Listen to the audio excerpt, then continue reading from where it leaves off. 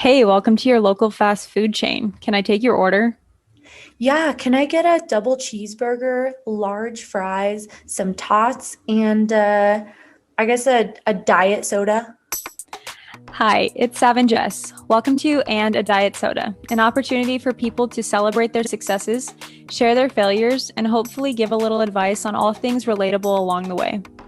This community is for appreciating the little things and fostering positive mindsets and intuitive thoughts by talking to people, because chances are they've been through it too. Hi, everyone. Thank you so much for joining us today. I'm Sav. And I'm Jess, and welcome to And a Diet Soda, episode 3, where we're talking about accountability and physical therapy. Yeah, so today we're going to be focusing on physical health as well as mental health, kind of journeys through our body health and self love with that. We'll be discussing everything from body image, self confidence to crazy work schedules, and also the healthcare environment and how it relates to nutrition and intuitive eating. Yes, our guest today is Brook Hughes.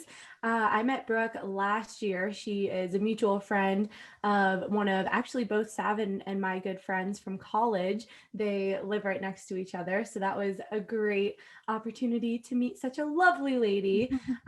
She is a doctor of physical therapy. She did her undergraduate in health, and she is a dog mom to both Hayes and Pip, who you might get lucky enough to see in this episode if they get disruptive.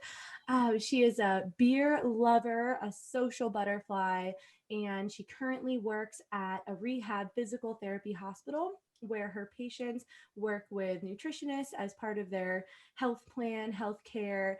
And so we're going to ask some really great questions to Brooke today and get a little bit of insight onto what she does and how she takes care of her patients and herself through nutrition and general healthy lifestyles. So, to start, I just want to know how did you find your love for physical therapy? Was it something you always wanted to pursue or kind of coming later in life? Yeah, so I got super kind of lucky in how I picked this career. In undergrad, for the first 2 years, I was pursuing athletic training and just wasn't passionate about it. So I took a couple years off, and then when it was time to go and finish my undergrad and get my bachelor's degree, I decided I was like, well, why not physical therapy? I've heard of it before. And when I said that, it was probably the most naive thing because I said it like it was just going to be this like walk in the park, like, oh yeah, I'm gonna be a PT. Little did I know, like 3 years later in multiple, classes and the GRE and applications, like it was one of the hardest processes of my life to get into PT school. In that journey to get into PT school, I had to observe and work in a PT clinic. And within like the first week of working in that clinic, I was absolutely in love with the career. And so I got super lucky that I picked something out of the dark and fell in love with it so quickly. And then as I've continued as a clinician and through like coursework, the love for that career has grown exponentially. So I got super lucky. So it's not a typical story of how I became a PT because I kind of just like winged it. I was like, yeah, I'm going to do PT. Sure. Why not? That's amazing, though. Applying to grad school is so insane. Like, Oh, nobody can prepare you for taking the GRE and the application process. You're just it's hard to not question yourself and be like, "Oh, is this like what I want to do right now?" Oh, absolutely. My roommates in college would tell you that I was a hot mess all the time. I took the GRE 3 times, and the second time I took it, my roommate got a text halfway through the day. She's like, "Hey, how'd the GRE go?" And I just said, "Hey, I'm at the bar. Can you come pick me up?" Because like that's how it went. Yeah, it was a Sounds about process. You right. definitely question what you're doing and if it's really for you, and if you're like smart enough. You definitely have imposter syndrome while you're doing it, and then also through PT school, you have imposter syndrome as well. Yeah, it's kind of hard to not have that in a lot of these professional careers. I mean, especially going from undergrad where we think we're so independent, right? Like you're like, "Oh, life is great. Like I'm such an adult and like I just go to class and it's so great." Yeah, and then when I took the GRE, I took it twice and I was like, "Dude, I've been taking geometry for like 7 years. Like You're this like, is what what's I'm that being tested." shape? Yeah. Like, is that a square? Yeah, and I have to find the area of that. Yeah. Next. Yeah, I'm guessing. So that's awesome. Yeah, thank you for sharing that with us. So we also wanted to kind of know if you could just walk us quickly through a day in the life of your work, kind of just a normal day for you at your job and working with patients. Yeah, so I work, as Jess said, I work at a rehab hospital. And so it's kind of a unique setting because my patients get up to 3 hours of therapy a day, not necessarily with just physical therapy. They see occupational therapist and speech language pathologist, which, so in total, they're supposed to get 3 hours a day. And so it's a really unique, it's an intense setting because our goal is to get them home. And we work with patients who have suffered from a stroke, patients who have suffered from spinal cord injury, traumatic brain injury, or just significantly weak due to like a ground level fall. And then most recently, we see a lot of COVID recovery patients. So working on getting them activity tolerance and getting them back to their life prior to contracting COVID. But so my daily, like a day in the life, is I walk in and, I see my schedule and I make the schedule up, which scheduling people in the rehab facility is like a puzzle itself. That's every day. I make my schedule. And then throughout the day, I go see my patients. And so my patients, I see them from anywhere from 30 minutes to an hour and a half at a time. And we work on functional things. So getting out of bed, walking, climbing the stairs, getting up off the floor, their balance, their strength, and then it's all in a big gym. So while I'm working with my patient, the OT might be working with somebody on like picking up laundry and folding and hairpin because they do more fine motor and stuff. So I typically am at the hospital from around 8 to 4:30, depending on how efficient I can be with my documentation, because everything we do, we have to document. So, but then so that's kind of how my day goes. I have seen a little bit of everything in my first year of being a PT. You never know what to expect at the hospital. So you just don't even assume that the day is going to go smooth, because you could have a patient, have a seizure, or their blood level or their blood glucose be super low, or their blood pressure. So you have to adjust. And that's probably why I like this field so much, or my setting. Yeah, you're always working on your toes. Yeah, always. Absolutely. That's awesome. And I'm sure you look at the clock, you get there at 7 or 8 a.m. and then you look and it's like 4 p.m. You're like, how did that even happen? Oh, absolutely. And then, you look up and you're like, oh my gosh, it's 4 p.m. and I still have to document, because a lot of it's hands-on. So we don't get a document while we're working with the patients, because a lot of it's hands-on. And it's 4 o'clock. You're like, oh my gosh, I have this to do. And then, you're running around, and you really never leave satisfied, because you always want to do something else with your patients. Like, on days off, you're like, man, I hope so-and-so is doing well. Like, I hope they're doing their PT. And no, I love it though. It's on my toes and it never gets boring, which I think that's why I'm so intrigued and excited to be in the setting, because it allows me to be constantly just kind of jumping and thinking and using my brain, which I don't do often. So yeah.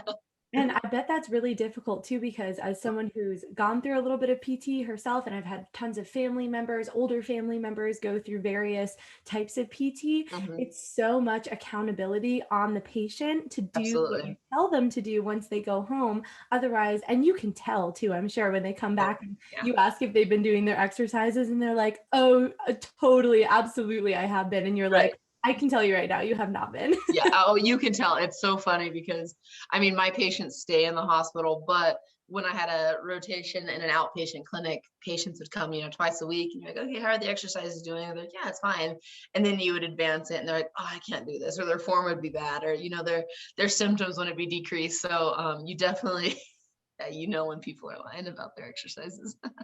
Right. Yeah. And one of the things that we wanted to talk to you about too was that nutritional component that I know that we've talked about before with your PT, because a lot of it's physical, but you're working with the whole body here. So how does nutrition play a role in the patient's recovery and the success of it?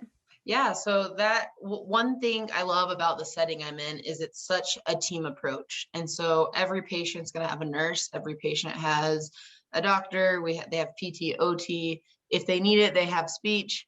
But then there's also a hospital nutritionist or dietitian, I believe, that goes in and talks to the patient about their diet, oversees their calorie intake, and what they need to adjust to be most successful. So that's something I've kind of challenged myself with recently after talking with you guys, is maybe diving deeper into what they do and kind of talking to the dietitian, because we don't see them that often. We just see them talking to the patient. And they work with the kitchen and make sure the patient's getting like everything they need. So, but it plays a huge role, because if the patient's not getting the right nutrition, then their body's not going to be functioning how we would like it to be functioning, or for it to be healing. Because healing it takes a lot of energy and a lot of work. And if you're not putting in the work, if you're not giving the body the fuel it needs, then you're not going to get back to where you want to be as quickly as you can. Yeah, well, I hope that if anything ever happens to me, I get to work with you as a physical therapist. It's a good Yeah. Okay, well, we really appreciate you kind of telling us a day in your life. Yeah. We kind of want to start to transition into kind of the main topic of the podcast. So, can you tell me a little bit about how, or if you're even able to focus on nutrition or eating in like your chaotic day, or kind of what it looks like for you? Because I know it's got to be crazy, and you're probably the last person you think about when you're working with so many people. Yeah, it's definitely a balancing act, and it's something that, I've only been in the workforce not even a year. And so this going from a student to a professional has definitely challenged me in the balancing act of life, and learning how to do like the work-life balance, because it's very easy to get so busy and then not meal prep, and then you have to run and go get a salad, or a Diet Coke, whatever it is, whatever it may be. So I can't say I've mastered it, because I haven't. There's weeks where I do really well, and I will meal prep on like a Saturday or Sunday night and have meals for the whole week. And then there's weeks where it's Wednesday night and I still have to meal prep, and I've eaten like crap Monday and Tuesday. So it's totally something I'm still working with and trying to get better at. Typically, if I'm having a good week, I'll meal prep on Sunday, and I plan what I'm going to have. And so the rest of the week I'm set. I'm able to just grab and go. My fridge is just full of Tupperware, and before I leave for work, I grab what meal I want, put it in my bag, and I head to work. And then when I get home from work, I just grab the other Tupperware, heat that up, and that's what I have, because that makes it so easy for me. But then, like I said, there's also weeks where I don't do any of that, and it's like, well, on the way home, I'll drive by, get Chick-fil-A, because it's just easy, and that's what's on the way home. So, I don't know if that answers your question. No, yeah, it does. That's kind of what I try to do. I try to meal prep, but to me, if I don't plan and prepare, then I can't beat myself up the weeks that I don't, because I should have held myself accountable to prepare. So why am I beating myself up for something that I should have done anyway? Right. And it's expensive too, because on those busy weeks that you have, if you end up meal prepping these really great, really fresh meals that you're so excited about, and then you don't end up getting home until 8 o'clock at night, and you had already stopped at Chick-fil-A, whatever it is, you feel bad about being so wasteful, because it's like, I'm not going to eat this rotten food, but I wish that I could have. And that's really how I kind of justify it on days that are, if I'm driving home and I'm like, I see Chick-fil-A or McDonald's or whatever, I'm like, man, that sounds good. Well, okay, at home I have a well-rounded meal. I have, this in the fridge. I'm not going to waste it, because like you said, it's also expensive. Like, why buy all this food and then meal prep and then go and waste it on but there's days, I'm not perfect. There's days where I have it prepped and then I still stop by Taco Bell because it's been a day or it's late, and I'm just, you want Taco Bell. And yeah. Oh, absolutely. Yeah. Taco Bell is one of the ones that I almost immediately regret from my I didn't used to be like that, but I don't know if it's with age or what, but I think my gut is changing, and it's really sad. I can't go to my normal go-to fast food places anymore. And not because I don't want to, just because my stomach's like, girl. Don't do it. Yeah. Yeah. But that really takes a toll on your self-confidence, I feel like, especially for me when I want to eat healthy or I Yeah. all this, and then I feel like such a failure sometimes. So how do you cope with those struggles and self-love and body image and nutrition and how it all plays into Oh one? gosh, that's a loaded question. Yeah, That's this is okay. 3 hours later. yeah. No. Yeah. Real. So I grew up not having the best body image. I think everyone has that story. So I'm not saying I struggled more than anyone else, because everyone struggled in their own way. Body image is definitely something I struggled with, and I always would feel really guilty about eating unhealthy or not working out. And you put like on a shirt or something and it's tight, and you immediately look at how tight it is or what you look like, when like really, if you see your friends, like they're not looking at that, they're just happy you're here. But it took me a while to realize that. And I would put clothes on or see myself in the mirror and be like, oh well, if I would have eaten healthier and worked out, like I could look like this. And then you also the compare game, where you compare yourself to everybody else. And definitely when you're younger, you don't realize that like there's different body types. Like my body type's not meant to look like either of you, like, you know what I mean? Like or your body type's not meant to look like me. And so there is something to stay and just kind of educating yourself and being aware that who are you comparing yourself to, and then like why are you comparing yourself. And then recently, I would say within the last like couple years, like I think we all still, even if you try not to be, like you have that self-talk or that self-doubt and like that negative body talk, but really being aware of what it's doing to you like mentally. And then also for me, I've stepped back and kind of looked at like there's one component of my life, and like yes, if I eat healthy and I work out, like that cup is full.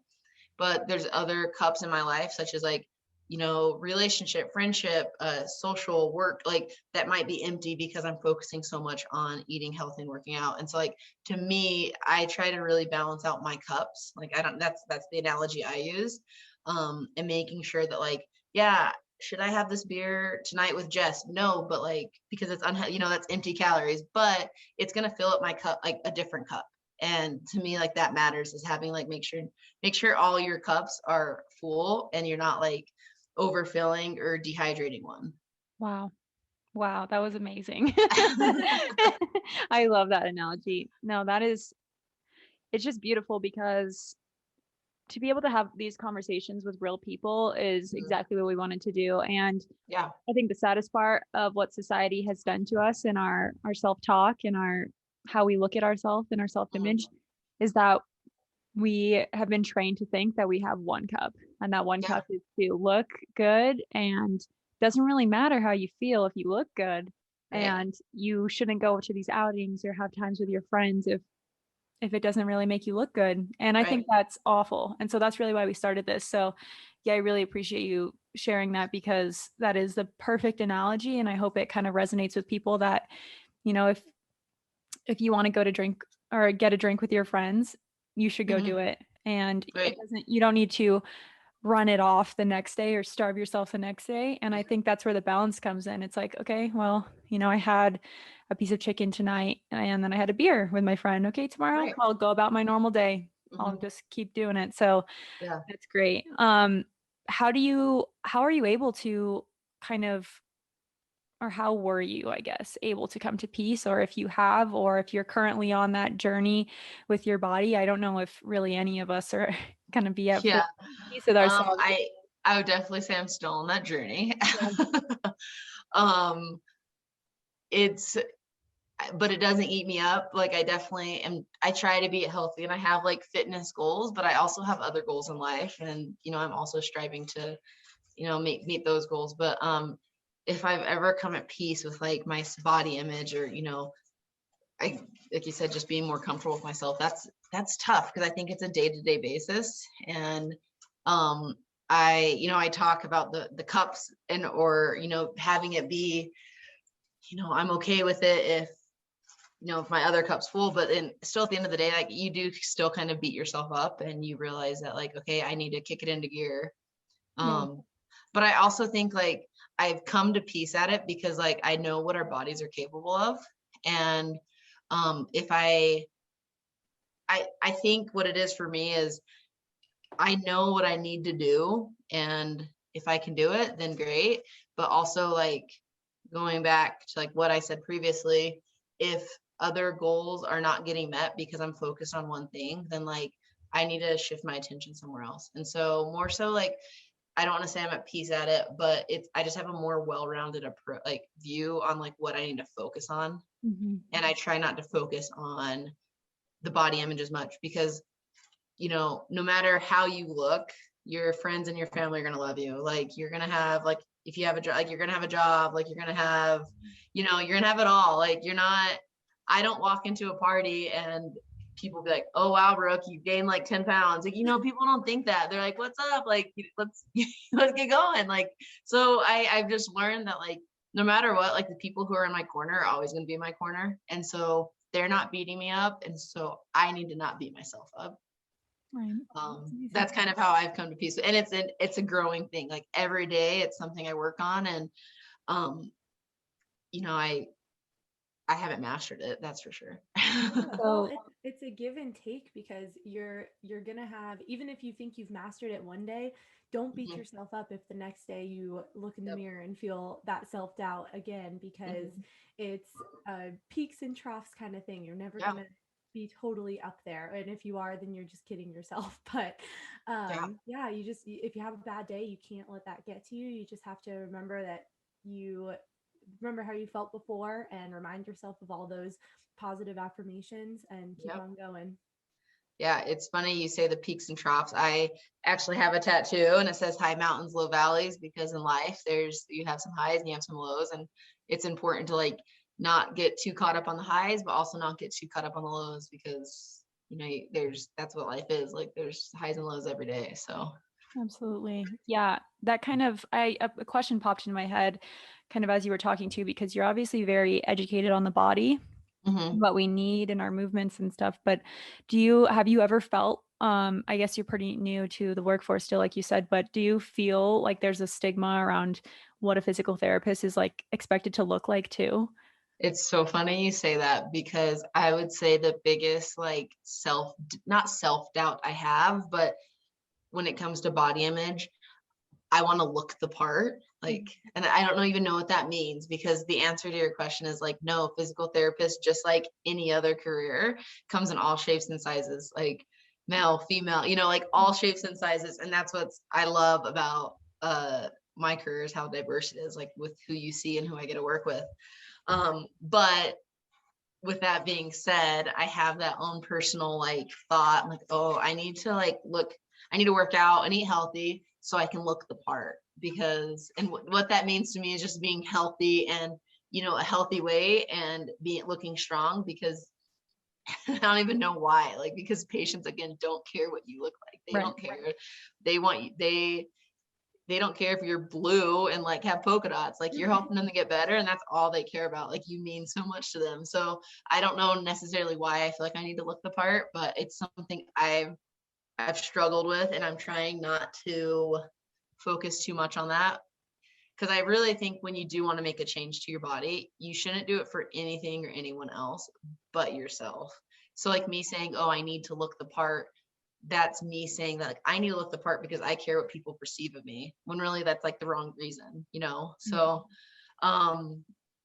so that's definitely been a struggle. It's funny you asked that, because that was actually something I was thinking about earlier. I was like, yeah, I definitely want to look the part of PT, but like, what does that mean? Because it means nothing. Like it absolutely means nothing, because people come in all different shapes and sizes. Yeah.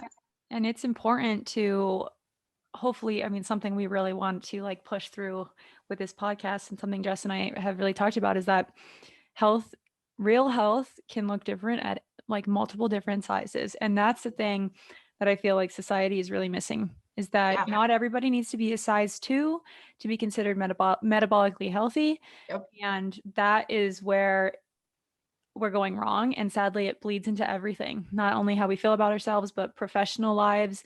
The fact that we even have to consider that we don't look the part is so sad. But I mean, we've all felt it. I'm like, oh, I'm a woman. I want to be a doctor. That's scary. We're not really in medicine. Thankfully, we're starting to get there. I mean, I don't know, Jess, I don't know how you've felt that in your life, or if there's something that's kind of, you can express that a little bit if you wanted to.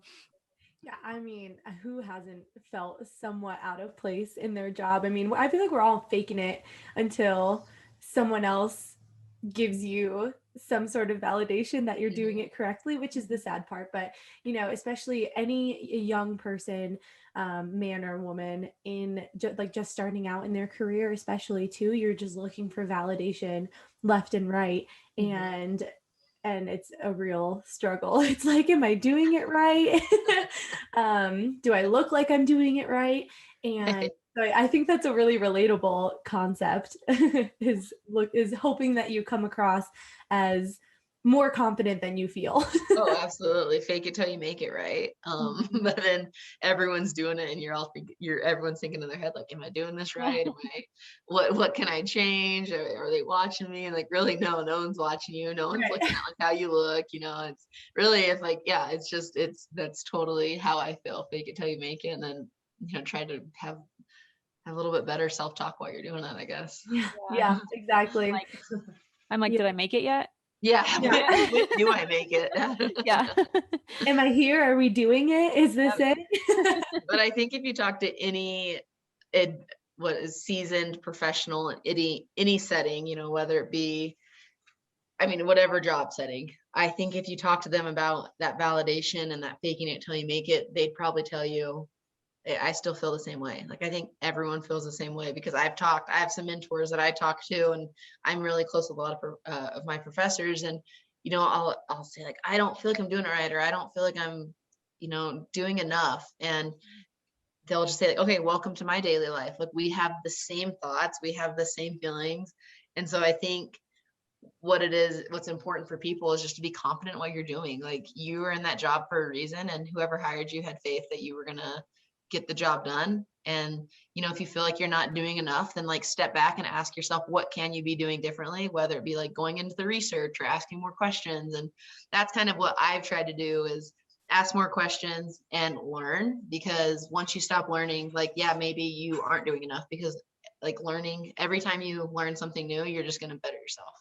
Right. And you're never going to stop learning too. That's the biggest thing that I think people are coming to realize more, but just fostering that collaboration Mhm. over competitiveness, I guess, and worry that you're not enough, because especially we've all been in the teaching environment. Like Sav completed her master's in nutrition. I'm currently completing my master's, very research based. Brooke, you experienced it in clinicals and all throughout PT school, I'm sure.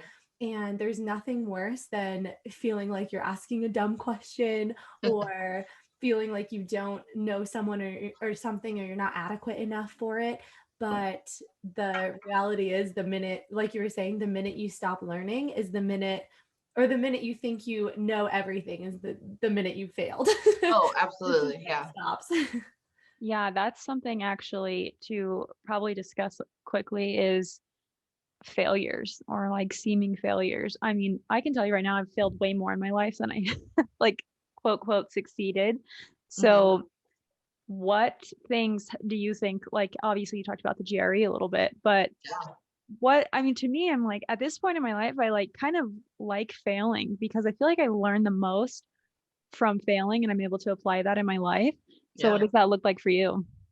Um, yeah, so like, I will sometimes I'll try something with the patient and I'll be like, hey, I don't know if this is gonna work, but let's see. Like, let's see if it works, then great. And if not, then let's adjust it and learn from it. Like, and that's kind of how I approach when I'm treating patients or I'm learning um, just everyday life at the hospital. Like, if it doesn't go well, then like at least it's a learning opportunity. Mhm. And yeah, I've definitely failed. I think everybody, if you say that you haven't failed, then like you need to have a reality check, because everyone's failed in some form or way. And like, if you aren't failing, then like you aren't pushing yourself to those limits. And I think that's what's important, is like not being scared to fail, because on the other side of that failure is going to come like personal growth.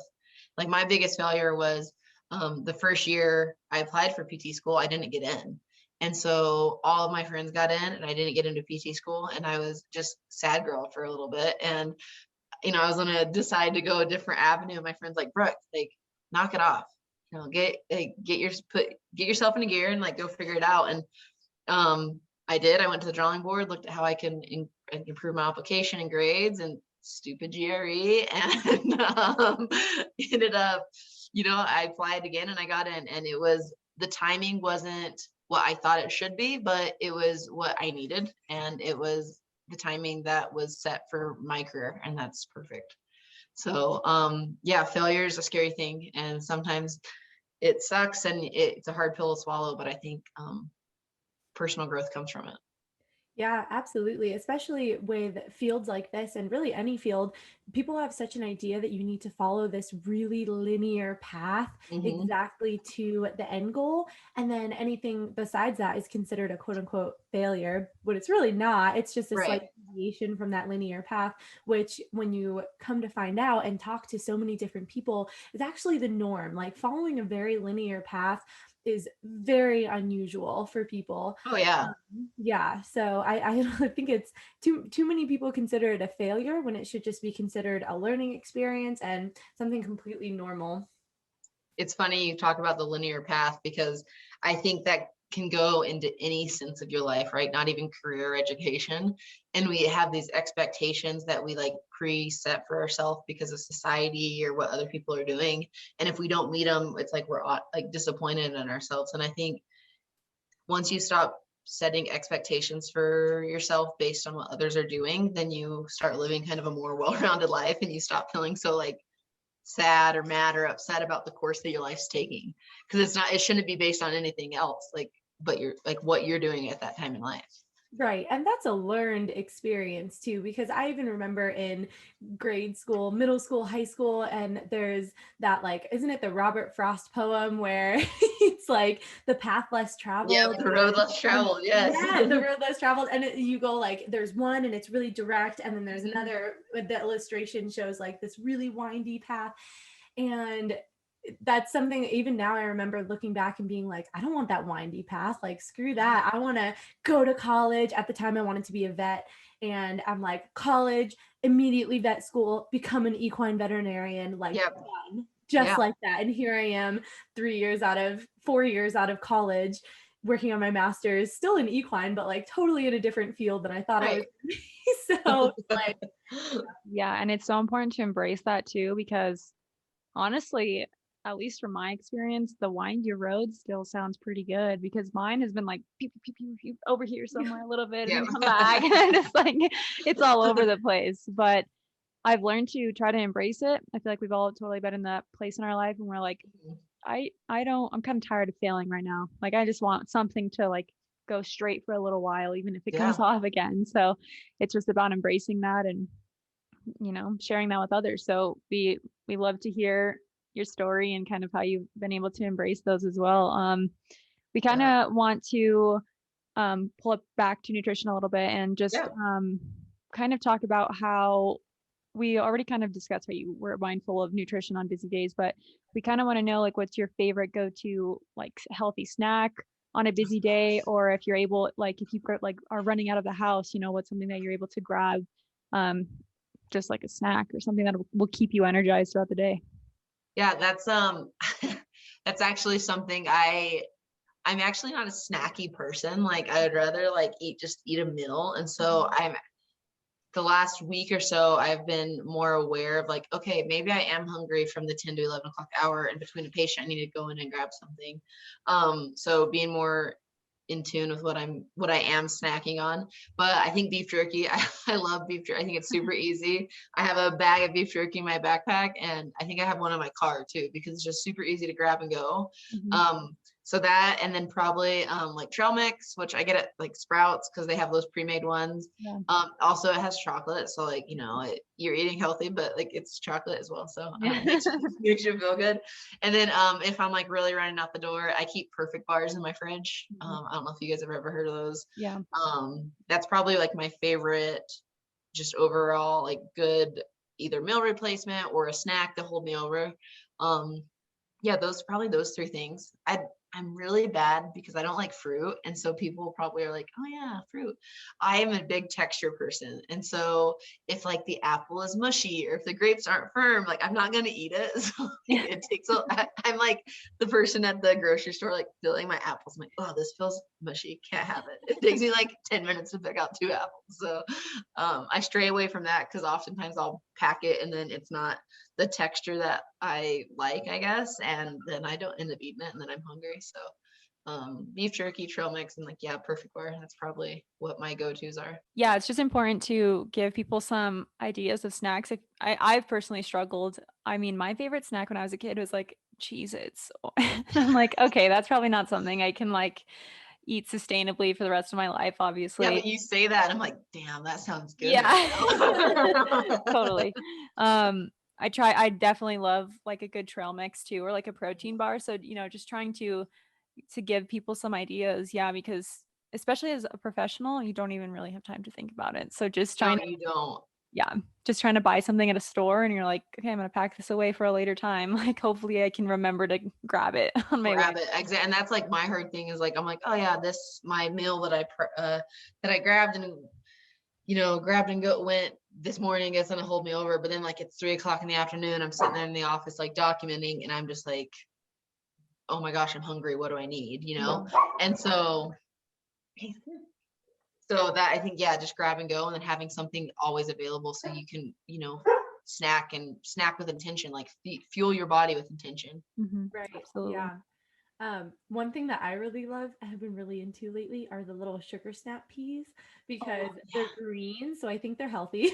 Even though they probably have a higher amount of sugar than most vegetables, but they're so good and they're like slightly sweet, so it's a little bit of like satisfying in that way. And then they have the best crunch. Oh, I love that. Yeah, it's the best. And so I keep them in the fridge, of course, but if I have to take them to work and I'm not going to get it to it until like an afternoon snack, they're still crunchy. I love it. I'll have to try that. That's awesome. Yeah, they're great. So one of the we had people comment in with questions for you in preparation for this. So one of the questions was, how do you deal with the stress of work or personal life and that balance, back to that cups balance, and everything? Gosh, so when we would answer or ask questions in PT school, our professors would always say it depends. And I think I'm going to go back to that age-old answer and say it depends, because every week is so different. And my work schedule right now is just kind of it's not orthodox. So I work like every other day. I work on the weekend. So yeah, that balance, how do I find that? I don't know. I try something new for the week, and if it works, then I go for it. Because I think a lot of outside factors play a role into it. So like I'll leave work, I'm like, okay, I'm gonna take Pip and Hayes for a walk, and then I'm gonna go to the gym, and then I get a text to go grab a beer, or I get stuck in traffic and I don't get home till 7. So I think I'm a very routine person, and like if I don't have a routine, then I struggle to find time to like go to the gym and meal prep and stuff. And it's a good thing, but it's also a bad thing, because I think if you're too rigid with your routine and you're not able to adjust, then you might, like a hiccup might happen, whereas like you get a flat tire, or you have to run to the grocery store on an odd night or traffic, and that's a hiccup to your routine, and then you don't know how to adjust. And so I personally have just learned how to adjust and not be so rigid with my routines, like being okay with things not going okay. Like that's just, I would say that's probably my biggest like I guess piece of advice is like being okay with things not going okay, and just not being so rigid with your routine. Because like I can plan going to the gym in the morning, like I did today. I was like, I'm gonna go to the gym before I talk with these lovely ladies. I slept in, and I didn't get to go to the gym for as long as I wanted to, but I was okay with it. It's like, whatever, this happens. Yeah, and just being proud of yourself for getting there at all. I mean, I did the exact same thing this morning. I was like, I'm gonna work out first. It's like, okay, I'll do my hour workout. And I was like, slept, I did 30 minutes. And I was like, same. And I was like, it was actually like pretty productive. I did some HIIT, and I was like, cool, I'm ready. I feel ready. I'm energized to go, whatever. And that's a great tip, because I also feel like the older we get, the more life seems to happen. Like your battery dies and you're just like, Yep. I got Yeah. all these plans for the night and I'm like Yeah. not ready. So yeah, just being able to be kind of fluid in your emotions and not let it kind of like completely disrupt your routine or schedule is huge. Great. Yeah, and I think something I say to my patients, and I've tried to adapt this definitely with like working out or my personal life or just any aspect of my life, any cup, so whatever, but is do whatever you do with intention. So if you're going to go to the gym for only 30 minutes, be intentional with your workout. Or if you're going to eat, meal prep, like be intentional with what you're meal prepping. So I've learned that like I might not have an hour to work out, but at least if I have 30 minutes and I'm intentional with it, then I can still feel like I can check that box for the day. Whereas if I go and kind of lollygag around, which I'm very known to do, I'll just lollygag around, but yeah, just being more intentional with it as well. That's fantastic advice. I think that that's such a revolutionary thing for people to think about, because there's a lot of type A people who, and I'm definitely like this to some extent, where if I have a plan to go work out and I don't do it, I like get stressed and I'm like, should I have? So I think that's definitely a learned skill on for many folds, like one, forgiveness for yourself, just being okay with it. And then also, although you're forgiving yourself for not doing what you said you were going to do, like you said, being intentional, that's the other part of it, being intentional with your actions Right. and fitting it in somewhere, or still honoring your commitments. Like it's walking the line of Mhm. forgiving yourself for things not going the way that you planned them to, but also honoring those commitments to yourself, and but in a positive way, not being like, you said you would, so you have to do this, Yeah, no, I totally agree with that. That's great. And it's definitely every day is a learning opportunity to do that, because it's not something you master in one day, and it's not something that you master and then all of a sudden you don't have a bad day again. It's definitely good and bad days. Definitely. Okay, so we kind of obviously hope that these talks are like therapeutic in a way to kind of recognize that a lot of us are going through the same things. So one of the questions that we have is kind of trying to like take you back a little bit to when you're younger and you're really questioning yourself and you're going through a lot. What's one thing that you would tell your younger self, whether that's body image or just self-love in general or anything really? What's the tip that you would give yourself? Another loaded question. Yeah, that's tough, because I would say when I was younger, the body image was so bad, and I compared myself so much and had this expectation for myself to, look a certain way so I could be good at a sport or, fit in, which like that shouldn't have been my thought at all. I think advice to my younger self is like, no matter how you look or how much you weigh, or, how different you look from the person standing next to you, like you're going to achieve what you set out to achieve. And no one's going to love you less than like if you look a certain way, and just, be nicer to yourself. Cause I think we can be pretty mean. Like I would like some of the stuff that I've said to myself in my head while looking at the mirrors, like it's pretty mean. I wouldn't even say that to like, you wouldn't say that to anyone else. So talk nicer to yourself. Like you're the first voice you hear in the morning and like the last one you hear before you go to bed. So like, Yeah, it's easy to be be our aware. own worst like critics for sure. Absolutely. I think that Yeah. what we say to ourselves, people definitely don't think about us. And if they No. do, you don't want to have those people in your life. Not at all. Not at all. Yeah, that's beautiful. I love that. Okay, well, I think Jess, you have any other questions, or you want to get into our weekly challenge and speed round questions?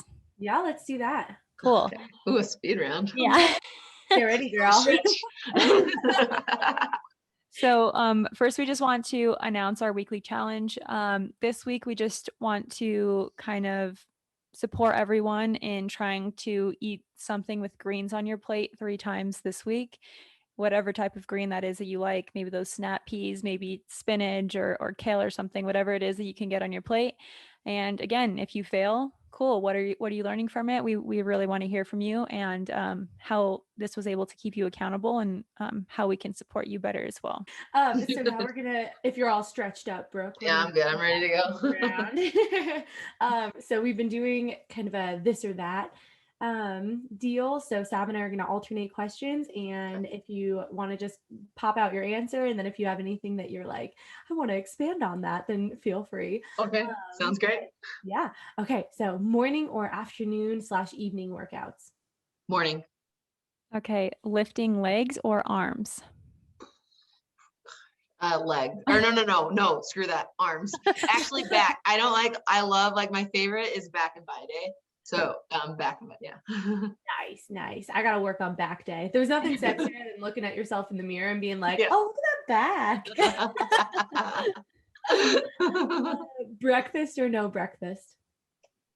Breakfast is actually one of my favorite meals, but I'm always running late. And so I typically don't have breakfast because I'm just kind of a hot mess express all the time. And so I'm always running late. So no breakfast, but I love breakfast. So I definitely support the breakfast eaters. Love it. Okay. Coffee, energy drinks, tea? Coffee, definitely. Every day. Nice. Me too. Get things done or procrastinate? Oh, procrastination all the time. It doesn't need to be done until it's due. So I love it. Dressing up or dressing casual? Oh, I'm definitely a casual dresser. That's when I'm most comfortable, and I feel like when you're most comfortable, you're your most truest self. So nice. Exactly. Yes. And if you're most comfortable in pumps and a cute dress, then that's exactly. Yeah, that's what I'm saying. Like, if you're comfortable dressing up and that's when you feel like you look the best, then freaking own it. Like, but I like dressing casual, and that's when I'm my most authentic self. So I love that. Yes. Comedy or horror films? Definitely comedy. Horror, that's a no-go for me. Perfect. Well, Brooke, we just really wanted to thank you so much for joining us today. It's been a pleasure for me getting to know you, even if it's just through a Zoom call. But I appreciate you sharing your struggles and successes with nutrition and in your career and your personal life, as well as your journey with self-love. Yeah, no, thanks for having me. I love what you guys represent, what you guys are trying to do, and the community you're trying to build, because for once there's a community, it seems like, that everyone can relate to, because boy or girl, black or white, whatever it may be, you probably can relate to what you guys are talking about. And I think that's great. So super about it and excited to see where you guys go, and appreciate you guys for having me on. Like, it was therapeutic in just this little hour. It was like, oh yeah, this is nice. I feel lighter for the day. So like you guys filled my cup up. Great. For sure. Oh, that's so great for us to hear. That's like everything we could want and more. Yeah, absolutely.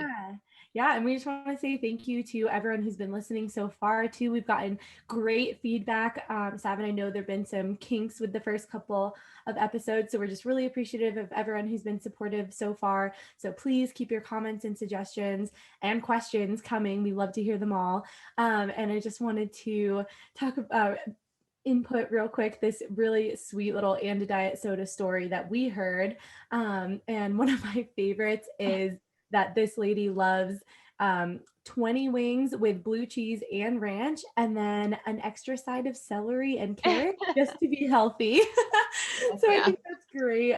That's super relatable. And so we want to hear more stories like that. Yeah. And to become a part of our family and our community that we're trying to build here, our safe space, go ahead and join us on Instagram or Facebook at And a Diet Soda. We want to hear from you about things that you want to talk about, and we really want to get everybody involved as much as possible.